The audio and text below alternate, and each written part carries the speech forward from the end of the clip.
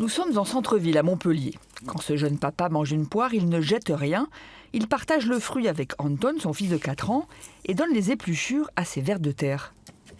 Ce jour-là, au menu, il y avait en plus salade, carottes et un peu de carton en apéro. C'est pas le papier qu'il mange. Il mange tout. Même le papier? Ouais. Il mange les épluchures et le carton. Voilà 3 ans qu'Augustin pratique ce type de recyclage. Les vers vivent dans cette grosse boîte en plastique.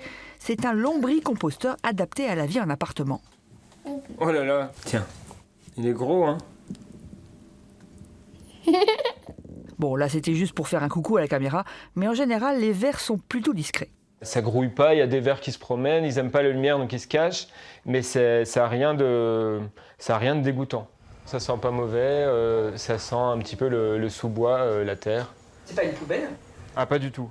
Je le vois plutôt comme un écosystème, comme un vivarium, et je veux essayer que les vers se sentent bien, et c'est si les vers se sentent pas bien que ça va sentir mauvais justement. Ce type de lombricomposteur a été conçu ici à Pézenas. Les vers de terre sont élevés au sein de l'entreprise, puis emballés par paquets de 500 et livrés en colis avec tout leur équipement au domicile des clients. Des clients de plus en plus nombreux. Pourtant, il y a 15 ans, quand Jean-Paul Nourry s'est lancé dans l'aventure, c'était loin d'être gagné. Il y avait une appréhension naturelle en fait.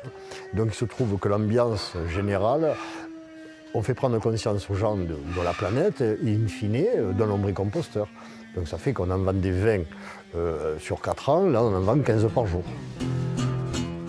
Aujourd'hui, la société expédie ses boîtes à roulettes garnies dans toute la France et emploie 6 personnes à temps plein.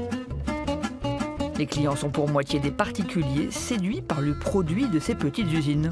Le caca du ver, il est un salade particulier qui a des oligo-éléments qui font partie de la physiologie du ver et qui donnent un amendement d'excellente qualité.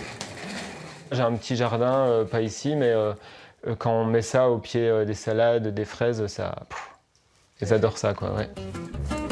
Autre intérêt majeur, réduire la production d'ordures ménagères. De plus en plus de collectivités l'ont compris.